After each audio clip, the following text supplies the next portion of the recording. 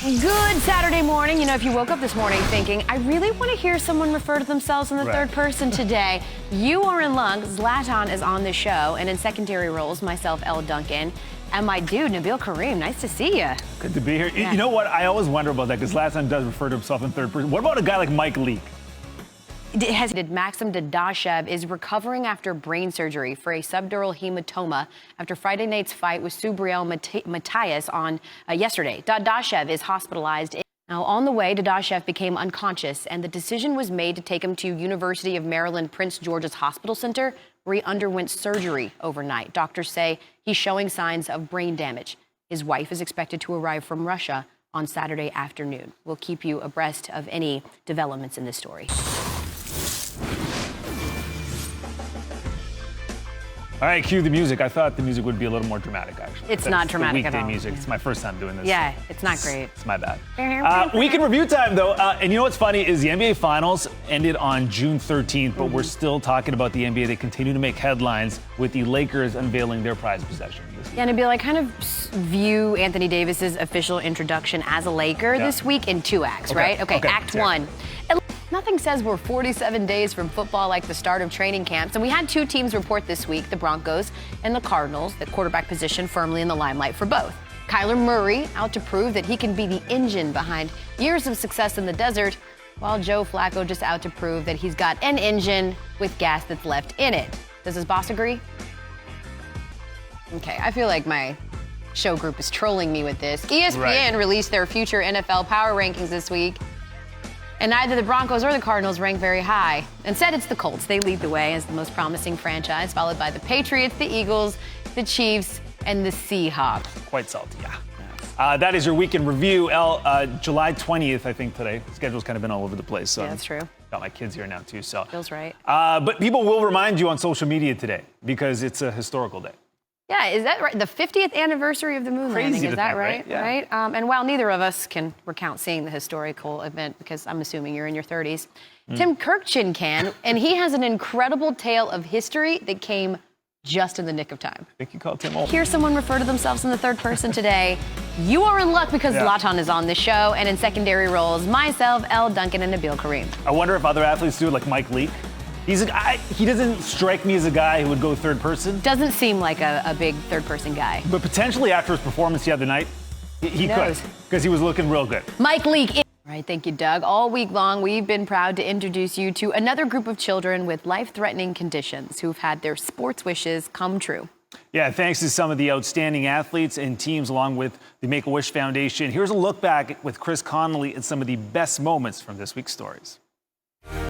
Thank you so much to Chris for bringing us the stories, and a special thank you to the children and their loving families who shared their stories and wishes with us, as well as our friends at Make-A-Wish. We have to say thank you to them. They make a number of fantastic wishes happen every single day. Yeah, no doubt. And to the athletes who gave their time, their attention, as well as their compassion, we hope you've enjoyed the season of My Wish too. I was so happy to hear him say that yesterday.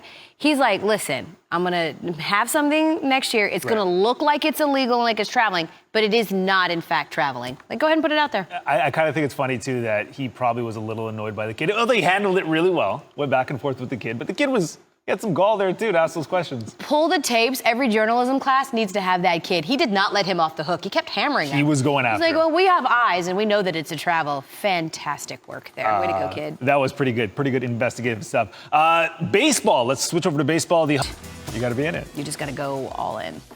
If it's not already, Apollo 11 or Man on the Moon will be trending today, and for good reason. Pretty significant. Twitter will tell you that. Yeah, the anniversary of the moon landing 50 years ago to the day, and being that we are in our mid-30s, and the closest we came to seeing the moon landing was when Ryan Gosling did it. Did a great job. Okay, it's time now for our first minor league promotion of the week, and it takes us back to a bit of a happier time, if you will, when Beverly Hills 90210 was everything, and Pearl Jam and Mariah Carey topped the charts. Dude, I had such a huge crush on Kelly Taylor. Did you? 90210. Oh my God. Big time. Don't forget Alanis Morissette, too, on that list. How ironic that the Canadian speaks up and talks about the Canadian. Well done. Well done. Yeah, you got that. I'm a big fan of the Reno Aces, the AAA Diamondbacks affiliate. Have gone with this Friends theme instead. I like that. I do like this. The Fanny now, if you just slightly cock it to the left. Yeah, you're right. then all of a sudden you're on trend. Like, Little all of a swag. sudden you're cool.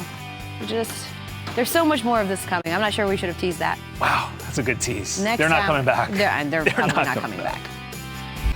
Speaking of over there, with the Northeast in the midst of a monster heat wave, Michael Collins has spent part of his time at the Open Championship complaining about the weather, more specifically how cold it is. You know, he's been critical of the people there in Northern Ireland swimming in the Atlantic. It's 12 degrees Celsius. That's 53 degrees Fahrenheit if you're converting, because yes, I'm glad it's in prompter because I didn't know how to convert it either, but 53 degrees Fahrenheit. So it was time for Michael to put up or shut up today. He wins already with the shirt off. All right, let's go. Isn't this like the polar bear run? Don't people There do is this, something right? like that, yeah. They jump into... Oh my God. Oh, no! Yes, we got cracked. Oh, no! We got cracked. We got no warning we were getting plumber's crack. This is awful. Oh, no. Caddy. Oh, Michael. That was more than we needed to see. Ever. I suppose it's fitting on the 50th anniversary of the moon landing that we saw Michael Collins' moon. That's a good transition right there. Oh, God. It's tough. I don't know how to get to the Open Championship from here. Like, yeah, who has a better swim body, Tom Brady or Michael Collins? Why are you bringing up Michael again? I just forgot about that. Listen, Michael Collins, for his part, doesn't eat avocado ice cream, so it's fine that he looks that way. However, let's talk about something else. Yeah, let's get that.